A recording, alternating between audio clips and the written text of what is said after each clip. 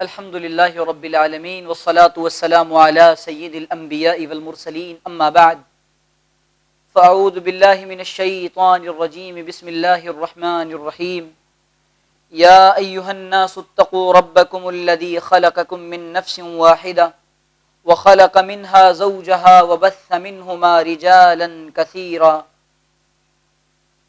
سبحان ربك رب العزة عما يصفون وسلام على المرسلين والحمد لله رب العالمين اللهم صل على سيدنا محمد وعلى آل سيدنا محمد في أول كلامنا وأوسط كلامنا وآخر كلامنا.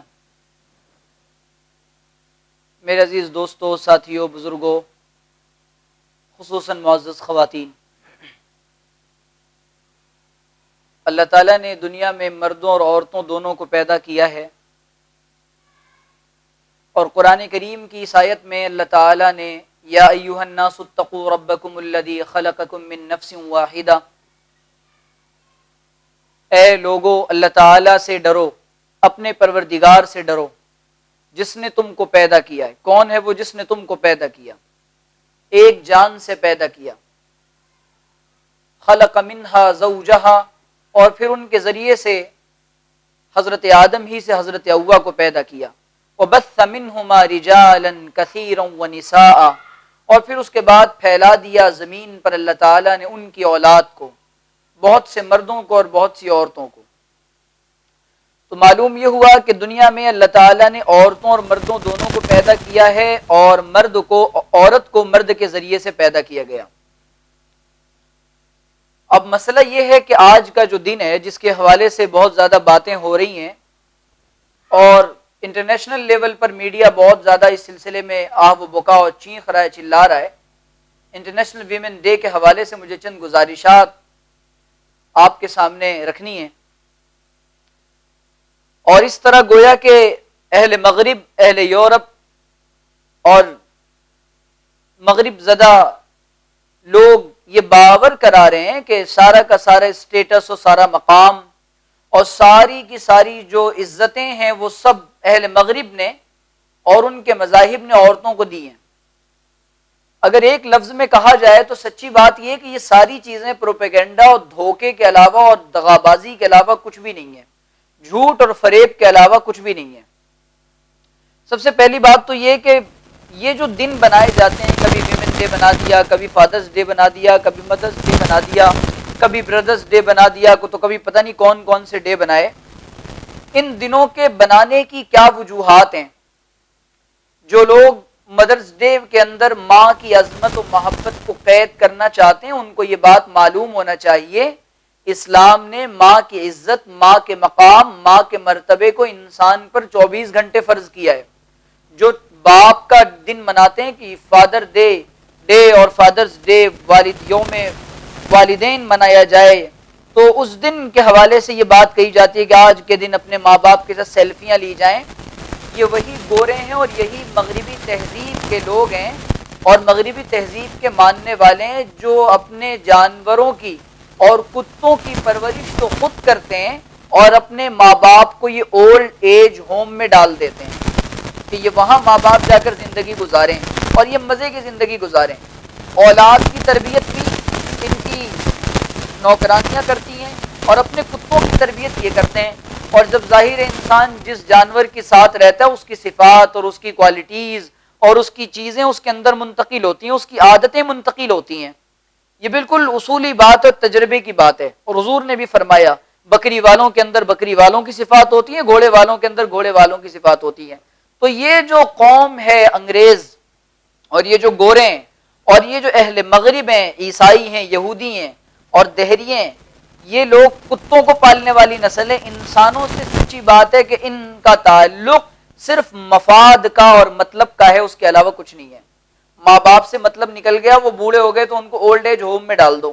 اب یہ سوال پیدا ہوتا ہے کہ عالمی یوم خواتین منانے کی اور اس دن کو پوری دنیا میں عام کرنے کی وجہ کیا بنی؟ مغربی تہذیب اور مغرب زدہ لوگ یہ بتانا چاہتے ہیں کہ بھئی دنیا میں عورت کو جو مقام دیا ہے وہ اہل مغرب نے دیا ہے. میں آپ کے سامنے انشاءاللہ چند ایسی گزارشات رکھوں گا اور چند ایسی باتیں عرض کروں گا کہ اللہ تعالیٰ نے چاہا تو صحیح بات ہمارے سامنے کھل کر واضح ہو جائے گی کہ دوسری تہذیبوں نے جو اسلام کے علاوہ دوسرے مذاہب ہیں ان تمام نے عورت کو کیا مقام دیا ہے، ان کے نزدیک ویمن کا اسٹیٹس کیا ہے، اور ان کے نزدیک عورتوں کا مقام اور مرتبہ کیا ہے، اور اسلام کے نزدیک عورت کا مقام اور مرتبہ کیا ہے۔ تو یہ ڈے اس کی تو کوئی حیثیت اور حقیقت نہیں ہے۔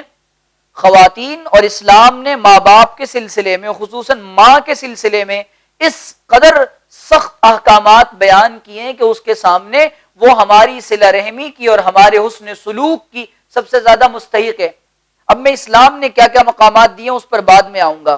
جو یہ اہل مغرب نے فریب دیا پوری انسانی برادری کو اور پوری ہیومینٹی کو، پوری انسانیت کو، پوری مانوتا کو، کہ خواتین کو عزت دی جائے اور خواتین کا عزت اکرام کیا جائے اور خواتین کے حوالے سے تعلیمات کو عام کیا جائے، اور اس دن کو لے کر کے خواتین کے حوالے سے عام شور و غوغا کیا جائے کہ خواتین کا یہ مقام ہے اور خواتین کو ان کے حقوق ملنے چاہیے، ان کے رائٹس ان کو ملنے چاہیے، ویمن رائٹس کے لیے تنظیمیں بنائی جائیں اور عورتوں کے اور نسوانی حقوق کے لیے آوازیں بلند کی جائیں، یہ سب کا سب مکر و فریب اور دھوکہ ہے۔ کیوں؟ اس کی وجہ میں آپ کو بتاتا چلوں کہ سب سے پہلی جو قدیم تہذیب مانی جاتی ہے روئے زمین پر وہ یونانی تہذیب مانی جاتی ہے، اور اس کے بعد رومی تہذیب مانی جاتی ہے۔ تہذیب یونانی میں عورت کا مقام کیا ہے؟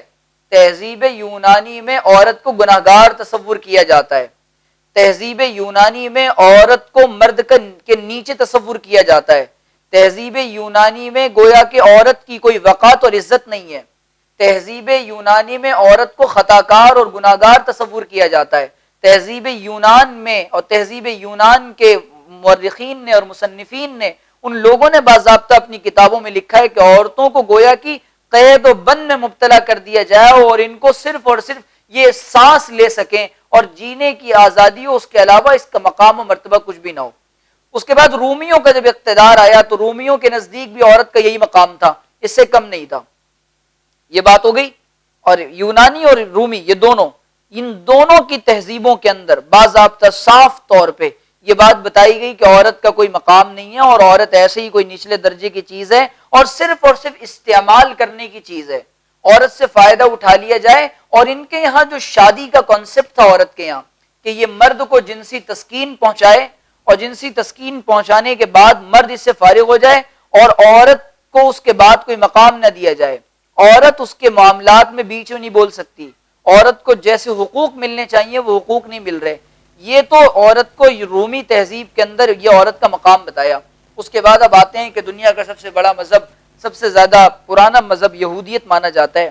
یہودیت میں عورت کو باضابطہ گناہگار تصور کیا گیا ہے۔ کیوں گناہگار تصور کیا گیا ہے؟ صرف اور صرف جو گناہ ہوا تھا حضرت آدم اور حضرت حوا سے، تو یہ کہا جا رہا تھا، اللہ تعالیٰ نے کہا تھا کہ وَلَا تَقْرَبَا هَذِهِ الشَّجَرَةَ فَتَكُونَا مِنَ الظَّالِمِينَ، کہ دیکھو تم دونوں اس درخت کے قریب بھی مت جانا ورنہ تم دونوں ظالموں میں سے اور اللہ تعالیٰ کے نافرمانوں میں سے ہو جاؤ گے اور تم اپنے اوپر ظلم کرو گے۔ یہ نظریہ دیا یہودیت نے۔ اب ہمیں یہ بات بتائی گئی، قرآن نے یہ بتایا، یہودیت اس کے بارے میں کیا کہتی ہے، یہودی مذہب کیا کہتا ہے اس بارے میں۔ جیوز کا نظریہ اس بارے میں یہ ہے کہ عورت ہی سراسر گناہگار اور خطا کار ہے، جنت سے حضرت آدم کو نکلوانے میں سارا کا سارا کریڈٹ عورت کو جاتا ہے۔ قربان جائیے اسلام کے نظریے عدل پر اور اسلام کے نقطہ نظر اور اسلام کی آئیڈیالوجی پر اور اسلام کی تعلیم پر۔ قرآن نے اس ہزاروں سال سے لگی عورت پر تہمت کو دھویا اور قرآن نے کہا فَأَزَلَّهُمَا الشَّيْطَانُ عَنْهَا فَأَخْرَجَهُمَا مِمَّا كَانَا فِيهِ، قرآن نے کہا پھر شیطان نے انہیں اس جگہ سے ہلا دیا اور انہیں اس راحت کے مقام سے جہاں وہ تھے الگ کر دیا۔ یہ قرآن یہ کہنا چاہ رہا ہے کہ ان کو جو بہکایا تھا اور ہلایا تھا اپنے مقام سے، کہ خدا نے جس چیز کو کرنے سے منع کیا تھا تو وہ دونوں اس چیز سے پھسل گئے۔ فَأَزَلَّهُمَا، ان دونوں کو جو بہکایا اور ہلایا وہ شیطان نے، جو بات اپنی بتائی دونوں کو اور دونوں اپنے مقام سے ہلے۔ تو یہاں پر صرف عورت کو حصے دار اور عورت کو سارا کا سارا کریڈٹ نہیں دیا جائے گا، بلکہ حضرت حوا علیہ السلام اور حضرت آدم ان دونوں سے یہ بھول ہوئی ہے، کیونکہ دونوں کو کہا گیا تھا کہ آپ مت جانا۔ تو ہزاروں سال سے لگی اس تہمت کو جو یہودیت کے نزدیک اور عورت کو باضابطہ یہودیت کے یہاں گناہگار تصور کیا جاتا ہے کہ یہ تو عورت کا مقام کچھ بھی نہیں ہے، اور عورت کے مقام کو اس طریقے سے رسوا کر دیا گیا اور اس کے مقام کو پوری دنیا میں یہ بتایا گیا کہ عورت صرف اور صرف، اور باضابطہ میں آپ کو بتاؤں کہ عورت کا مقام یہ سمجھا جاتا ہے بعض مذاہب کے اندر کہ عورت کی عمر اگر زیادہ ہو جائے، میں آگے کی مذاہب میں بھی آؤں گا، ابھی ان کی کتابوں کے حوالے بھی ہمارے پاس ہیں، لیکن میں تفصیلی زیادہ چونکہ موقع نہیں ہے، خوب مختصر سی بات ریکارڈ کرانی ہے۔ تو یہودیت کے یہاں یہ مقام ہے عورت کا کہ عورت صرف اور صرف خطا کار اور گنہگار ہے، اور ساری کی ساری گنہگار اور خطا کار عورت ہے۔ اگر عورت غلطی نہ کرتی تو حضرت آدم جنت سے نہ نکالے جاتے، دنیا میں سزا کے طور پہ نہ بھیجا جاتا۔ اس نظریے کو اسلام نے ڈینائی کیا ہے اور ختم کیا ہے۔ اب آگے بڑھتے ہیں۔ اب ایک مذہب ہے ہمارے ملک کا، اور جس کو ہم ہندوازم کہتے ہیں، اس مذہب میں اور اس کی مذہبی کتابوں میں بھی عورت کے بارے میں توقع سے زیادہ خراب باتیں لکھی ہوئی ہیں، توقع سے زیادہ خراب باتیں۔ اور ان کی جو کتابیں ہیں، ان کی جو اپنشد ہیں اور جو پران ہیں اور جو ویدا ہیں، ان تمام کتابوں میں یہ چیزیں آپ کو بآسانی مل جائیں گی کہ عورت کا جو مقام ان کے نزدیک ہے وہ کیا ہے۔ میں آپ کو صاف بتا دوں، اگر میں ایک جملے میں ان کے مذہبی تعلیم کی بات کروں تو نہ عورت کو تعلیم کا حق ہے، بلکہ عورت اپنے پتی کے ساتھ ستی ہو جائے۔ ان کا مذہب یہ کہتا ہے کہ عورت اپنے پتی کے ساتھ ستی ہو جائے، وہ صرف اور صرف اپنے پتی کی خدمت کرے گی، اس کے علاوہ کچھ نہیں۔ ایک اور بہت زیادہ فریب دیا جاتا ہے کہ حضور اکرم صلی اللہ علیہ وسلم نے اما عائشہ سے بڑی کم عمری میں نکاح کر لیا تھا، اور یہی لوگ سب سے زیادہ دھوکہ دیتے ہیں اور اس معاملے کو اور اس پروپیگنڈے کو بہت زیادہ اٹھاتے ہیں کہ اتنی کم عمری میں اتنی کم ورش کی بالکا سے محمد صاحب نے نکاح کیا تھا۔ ہم بتاتے چلے آپ کو، ہمارے یہاں تو اس کی پوری تفصیلات موجود ہیں، میں شاستروں میں یہ بات لکھی ہوئی ہے اور ان کی کتابوں میں یہ بات لکھی ہوئی ہے کہ عورت کا معاملہ یہ ہے کہ عورت صرف اور صرف ایک ذلت کی چیز ہے، عورت صرف اور صرف ستی ہوگی اور اپنے پتی کی خدمت کرے گی، اس کے علاوہ کچھ بھی نہیں کرے گی۔ اور ان کی جو کتابیں ہیں، جو ان کے یہاں قانون کی کتابیں جس کو اپنشد کہا جاتا ہے، اپنشدوں میں یہ بات لکھی ہوئی ہے کہ ہندو دھرم میں کم عمر کی شادی کی جائے گی۔ مثال کے طور پہ 20 سال کا آدمی ہو تو 8 سال کی لڑکی سے شادی ہو سکتی ہے۔ اسی طریقے سے ہندو مذہب میں بیوہ عورت کو شادی کرنے کا کوئی اختیار نہیں تھا، اور آج بھی اگر کوئی عورت بیوہ ہو جائے تو پوری زندگی یوں ہی گزارے، اب وہ اپنی زبان پر لفظ شادی بھی نہیں لا سکتی، اسی اپنے مرد کی یادوں کے سہارے اور آسرے اس کو جینا پڑے گا۔ یہ ان کے مذہب کی تعلیم ہے۔ غالب اس تلخ نوائی سے رکھیو معاف۔ آگے بڑھتے ہیں۔ اب یہی لوگ انٹرنیشنل ویمن رائٹس اور انٹرنیشنل ویمن ڈے منانے کی باتیں کر رہے ہیں، تو ان کو یہ بات معلوم ہونا چاہیے کہ سب ڈھکوسلے بازی ہے، اس کے علاوہ کچھ بھی نہیں ہے۔ اب آگے بڑھتے ہیں۔ عورت کو صرف اور صرف اس لیے بنایا گیا کہ گھر کے اندر 4 دیواری میں رہے۔ یہ لوگ کہتے ہیں نا کہ وہ حجاب میں رکھ کر عورت کو قید کر دیا۔ بھائی جان، حجاب میں رکھ کے عورت کو قید نہیں کیا، بلکہ حجاب میں رکھ کر اب تو غیر بھی یہ بات ماننے کو تیار ہیں، اور اقوام عالم بھی اس بات کو تسلیم کر رہے ہیں اور ایکسپٹ کر رہے ہیں کہ عورت کو حجاب میں رکھ کر اس کی ہوس پرستوں کی نگاہوں سے بچایا، اس کی عزت و عصمت اور عفت کو محفوظ کیا اسلام نے۔ اور یہ بات صاف طور پہ اہل مغرب کو سمجھ میں آ رہی ہے کہ جو عورت اپنے جسم کو دکھاتی ہوئی چلتی ہے، وہ عورت صاف طور پہ لوگوں کو اپنی طرف آنے کی دعوت دیتی ہے، اور جو اپنے جسم کو چھپاتی ہے وہ لوگوں کی نگاہوں سے محفوظ ہو جاتی ہے۔ یہاں ان کو کہا جا رہا ہے کہ عورت گھر میں قید رہے گی، اور تو اور عورت کا پورا اختیار ایک زمانے میں ان کی کتابوں میں لکھا ہے کہ مرد کے اختیار میں ہو جائے گا۔ عورت کو اگر ان کے یہاں طلاق نام کا کوئی تصور نہیں ہے، طلاق لفظ کا کوئی تصور نہیں ہے، اگر عورت باپ جیسے چاہے گا بیٹی کو جس کے ساتھ چاہے بیاہ دے۔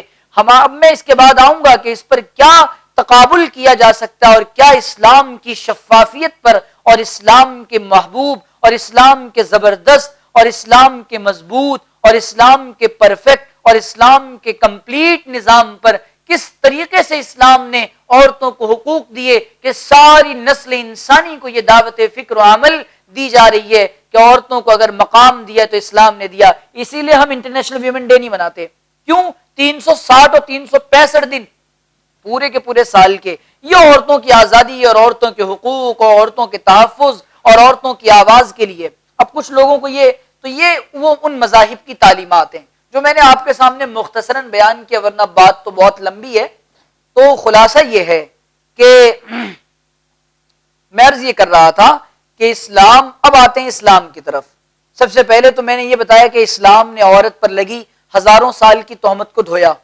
دوسری بات، عورت کو یہ حق دیا کہ عورت سے نکاح کے وقت پوچھا جائے گا کہ ہم تمہارا نکاح اس سے کر رہے ہیں، کیا تمہیں پسند ہے؟ اور ہمارے پروفٹ محمد صلی اللہ علیہ وسلم نے حضرت فاطمہ سے یہ پوچھ کر یہ بات ثابت کر دی ہے. اس کے بعد معاملہ یہ بنا، اب کیا ہوا؟ یہ چیزیں ہو گئی. تیسری بات کہ عورتوں کو وراثت میں حصہ دیا جائے گا. دیگر اقوام اور دیگر مذاہب میں عورت کو گھر سے نکل گئی، اس کا باپ کے گھر سے ناتا ختم ہو جاتا ہے. یہاں پر باپ کے مرنے کے بعد عورت کو وراثت میں حصہ دیا جاتا ہے، اور عورت کو کن کن شکلوں میں کس طرح وراثت میں حصہ ملے گا وہ ساری تفصیلات قرآن نے بیان کی ہے، جو ہمارے دھارمک گرنتھ اور ہماری مذہبی کتاب اور ہماری ریلیجیس بک ہے. تو دیگر مذاہب میں اور دیگر ریلیجنز کے اندر یہ عورت کا مقام بتایا جا رہا ہے، اور ہمارے یہاں اسلام یہاں ڈھنڈورا نہیں پیٹا جاتا، یہاں عملی طور پہ پریکٹیکل کر کے بتایا جاتا ہے. حضور نے کر کے بتایا، اور حضور صلی اللہ علیہ وسلم نے عورتوں کے تعلق سے کیا تعلیمات دی ہیں، پڑھنے کے بعد عقل حیران رہ جاتی ہے. آپ نے فرمایا عورتوں کے ساتھ سختی نہ کرنا، بلکہ رفقاً بالقواریر، رفقاً بالقواریر، رفقاً بالقواریر، شیشوں کی طرح نرمی سے ان کے ساتھ پیش آنا. جیسے تم شیشوں کی طرح سے پیش آتے ہو ویسے ان کے ساتھ پیش آنا. اور آپ نے ایک جگہ فرمایا خیارکم خیارکم لأہلی، جو آپ نے فرمایا لأہلکم او کما قال علیہ الصلوۃ والسلام کہ تم میں سب سے بہترین شخص وہ ہے جس کا اپنے اہل و عیال کے ساتھ اور اپنی بیوی کے ساتھ سب سے زیادہ اچھا تعلق اور اچھا معاملہ ہو. اور حضور نے فرمایا کہ میں تم کو عورتوں کے حقوق کے بارے میں ڈراتا ہوں، ان کے حقوق کی تلفی نہ کرنا، ان کے حقوق تلف نہ کرنا، ان کے رائٹس کو نہ دبانا. اور یہ کہ عورت کو پھر اس کے بعد جینے کا ایسا سلیقہ سکھایا، اور اس کے بعد مسلمان مردوں کو یہ بتایا جا رہا ہے کہ ان کا مقام کیا ہے. ماں کا الگ مقام، بیٹی کا الگ مقام، بہن کا الگ مقام، بیوی کا الگ مقام، سب کے مقامات اور سب کے اسٹیٹس کو قرآن نے الگ الگ بیان کیا ہے.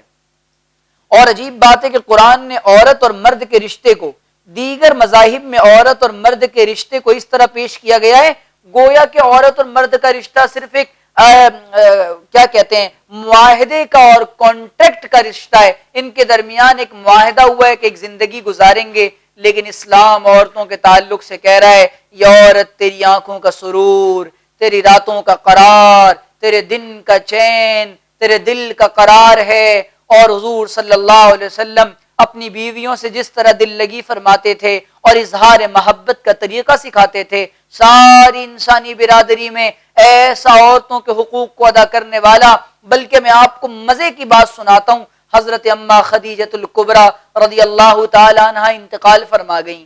آپ حضور علیہ الصلوۃ والسلام صرف ان کے ساتھ نہیں، ان کے بعد آپ کی سہیلیوں کے ساتھ، آپ کے فرینڈز کے ساتھ بھی ہدیہ دیا کرتے تھے، ان کا خیال فرمایا کرتے تھے، ان کو گفٹس بھیجا کرتے تھے کہ یہ حضرت خدیجہ کی سہیلیاں ہیں، تو مجھ پر حق ہے کہ میں ان کا خیال کروں. اور عورتوں کے حقوق بھی قرآن نے بیان کیے ہیں. تو یہ اسلام ہے جو عورتوں کو حقوق دے رہا ہے. آج آزادی نسواں کا فریب دیا جا رہا ہے.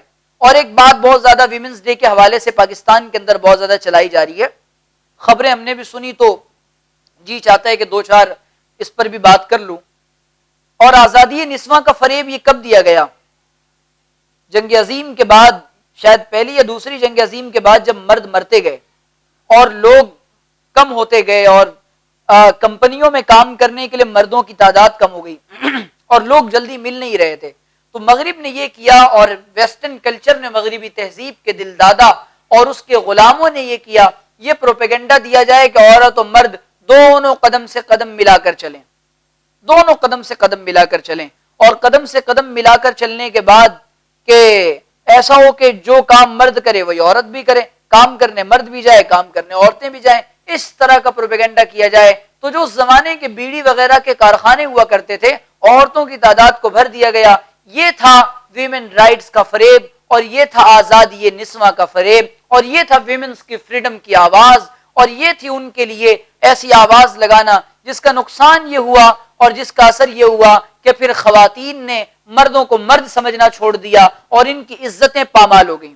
بلکہ کہ یونانی مصنف نے لکھا ہے، یونان کے اندر اتنے زیادہ کیسز بڑھے اور اتنے کیسز بڑھے طلاق کے کہ ایک مرد 30 عورتوں کو طلاق دیتا تھا، اور ایک مرد 30 مردوں کی بیویاں ہو چکی ہوتی تھیں، اور جو سب سے آخری ایک عورت کا انتقال ہونے لگا تو اس کے 30 مرد تھے، اس نے 30 مردوں کے ساتھ زندگی گزاری تھی۔ اور اس زمانے میں یونانی مورخین نے لکھا ہے حال یہ بن پڑا تھا، عورت کی عمر کا اندازہ اس کی شادیوں، اس کی طلاقوں سے لگایا جاتا تھا۔ تو یہ اب اسلام نے طلاق کے نظام کو بھی اس لیے بیان کر دیا، اس کے بعد دوسرے شوہر سے نکاح کیسے ہوگا اس کی بھی تفصیلات بیان کر دی، ان کے جو حیض کے مسائل ہیں اس کو بھی اسلام نے بیان کر دیا۔ اور یہ اتنی تنگ نظری تھی ہندو مذہب میں اور ہندو گھرانوں کے اندر، جو پرانے لوگ ہیں وہ جانتے ہیں کہ جہاں پر عورت کو حیض آ جائے اور مینسس کے دن شروع ہو جائیں، اس کچن میں عورت کو جانے کا اختیار نہیں ہے، وہ ناپاک سمجھی جائے گی۔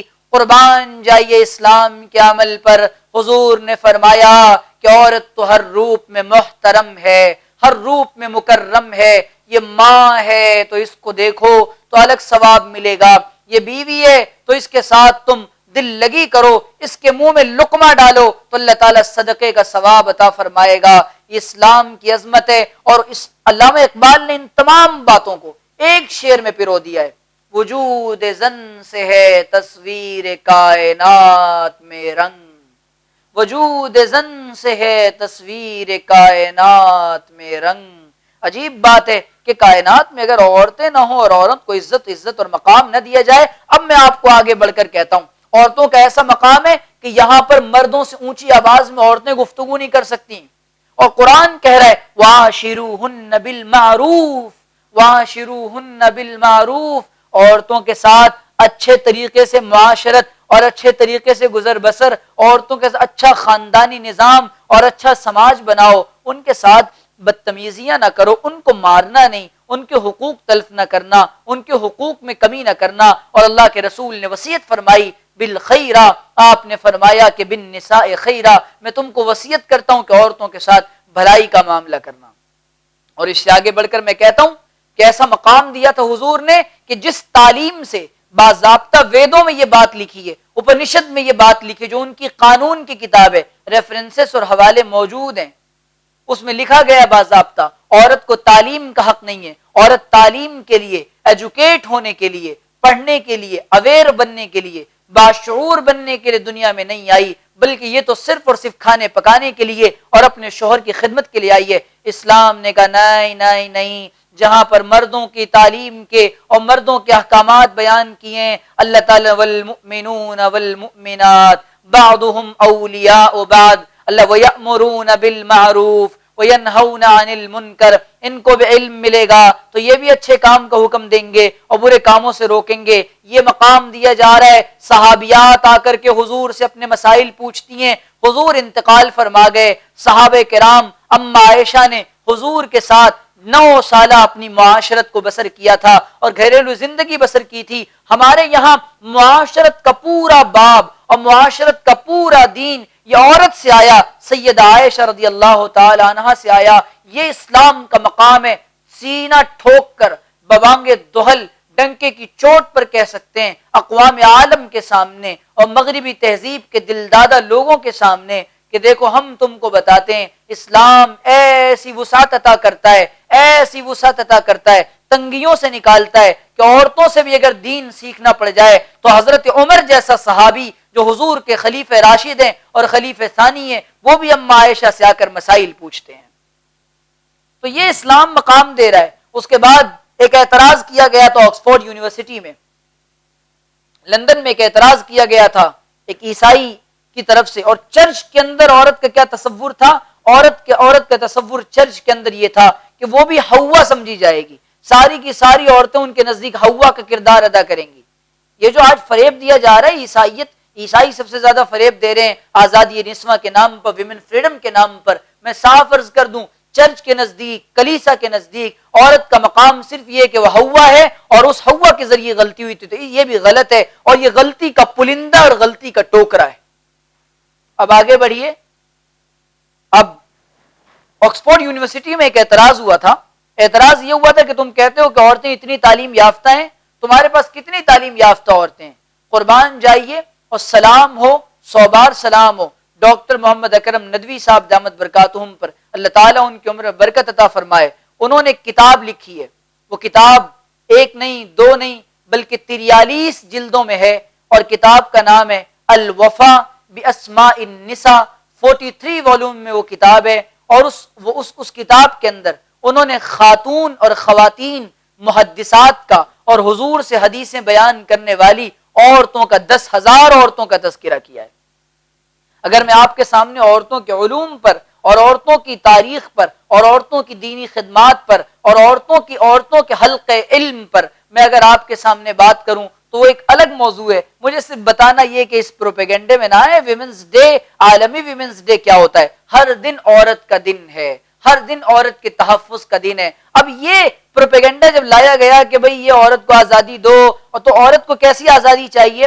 مغرب جو چاہتا ہے، مغرب یہ چاہتا ہے یہ ایئر ہوسٹس بن کے ایروپلین میں اور ایئرپورٹس پر یہ غیروں کو کھانے سرو کرے، یہ لوگوں کو کھانے دے، پانی پلائے، hello how do you do, welcome, thank you, most welcome کہے، لیکن جب یہ گھر میں آئے تو اپنے شوہر کو کہے کہ میں کھانا نہیں پکاتی، میں کھانا نہیں گرم کرتی، کھانا خود گرم کر لو، کھانا خود گرم کر لو، اور میں تمہارے ساتھ میں یہ زندگی بسر نہیں کر سکتی، تم اپنی زندگی خود بسر کر لو، اور ہمارا جو تعلق ہے وہ میاں اور بیوی کا نہیں ہوگا بلکہ ایک ساتھ رہنے والے فرینڈ کا ہوگا۔ یہ مغربی تہذیب کا بہت بڑا فریب اور دھوکہ ہے۔ اللہ تعالیٰ نے کہا ازواجا لتسکنوا الیہا، ہم تم کو اس لیے بنا رہے ہیں، مرد کو عورت کے ذریعے سے سکون ملے گا، عورت کو مرد کے ذریعے سے سکون ملے گا۔ جب حضرت آدم اور حوا کی ملاقات ہوئی ہے، دونوں کو تسکین ملی ہے اور دونوں کے دل کھل اٹھے۔ اسی طریقے سے یہ انسانی نظام اور انسانی فطرت ہے، جو کوئی فطرت کے نیچر کے خلاف کرے گا، پھر جب یہ عورتیں بوڑھی ہو جاتی ہیں جو یہ کہتی ہیں کہ ہم نہیں چاہتے ایسے، ہمیں آزادی چاہیے، ان کو پانی دینے والا بھی کوئی نہیں ہوتا ہے۔ یہ اولاد کو پیدا کرنا عیب سمجھتی ہیں، اور حضور صلی اللہ علیہ وسلم نے یہ تعلیم نہیں دی ہے۔ تو اتنی بڑی بات ہے کہ اسلام عورتوں کو بتا رہا ہے کہ آپ کا مقام یہ ہے، آپ کا اسٹیٹس یہ ہے۔ تو میں نے بتا دیا یونانی تہذیب کے اندر عورت کا مقام، رومی تہذیب میں عورت کا مقام، ہندو مذہب میں عورت کا مقام، عیسائیت میں عورت کا مقام، یہودیت میں عورت کا مقام، اور پھر سب سے آخر میں قرآن و حدیث اور صحابہ کے حوالے سے آپ کو میں نے بتا دیا کہ اسلام میں عورت کا مقام۔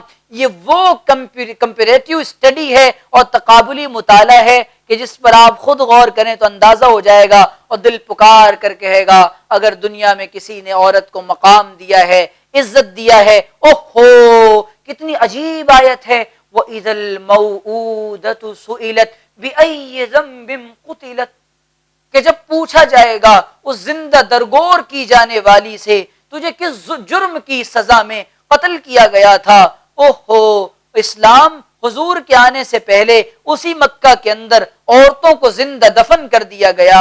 عورت کا احیاء، عورت کی بقا حضور کے آنے کے بعد، اور اسلام کا ایک بڑا کارنامہ یہ ہے، اور اسلام کا اور حضور کا بڑا کارنامہ یہ ہے، آپ نے عورت کو زندگی، بقا اور دوام بخشا ہے اور عزتیں بخشی ہیں۔ اگر حضور تشریف نہ لاتے، اگر اسلام نہ آتا، اگر قرآن نہ آتا تو عورت کو پھر وہی کیا جاتا جس طریقے سے زندہ دفن کیا جا رہا تھا، اور سینکڑوں سال کی اس ذہنیت کو کہ میری بیٹی کسی کی بہو بنے گی، یہ میرے لیے شرم اور عار کی بات ہے، میں لے جا کر اسے دفن کر دیتا ہوں، اس ذہنیت کو حضور نے ختم کیا۔ صحابی رسول آئے، صحابی نے اپنا واقعہ بیان کیا، حضور میری ننھی سی بچی تھی، میں اس کو لے کر جا رہا تھا، میں نے اس کو کہا کہ بیٹا رشتہ دار کے یہاں جانا ہے، اس کی ماں نے بھی پتھر رکھ کر اپنے دل پر یہ بات مان لی، اور یہ ظلمت اور یہ گھنگھور گھٹا بڑھتی جا رہی تھی کہ افق سے نور آفتاب طلوع ہوا، اور آپ نے کہا نہیں نہیں نہیں، بیٹیاں تو جگر کا ٹکڑا ہوا کرتی ہیں۔ ہم حضرت فاطمہ کے بارے میں حضور کہہ رہے ہیں فاطمہ تو بضعۃ منی فمن ابغضها ابغضنی فمن اغضبها اغضبنی، جس نے فاطمہ کو غصہ دلایا اس نے مجھ کو غصہ دلایا۔ فاطمہ میری نور نظر اور میری لخت جگر ہے، میری آنکھوں کا نور اور دل کا سرور ہے، یہ حضور مقام بتا رہے ہیں۔ اب کون سا اسٹیٹس چاہتے ہیں آپ؟ تو یہ جو عورت کے بارے میں آزادی مارچ نکالا جا رہا ہے، اس سے زیادہ بھی آزادی کوئی چاہیے آپ کو؟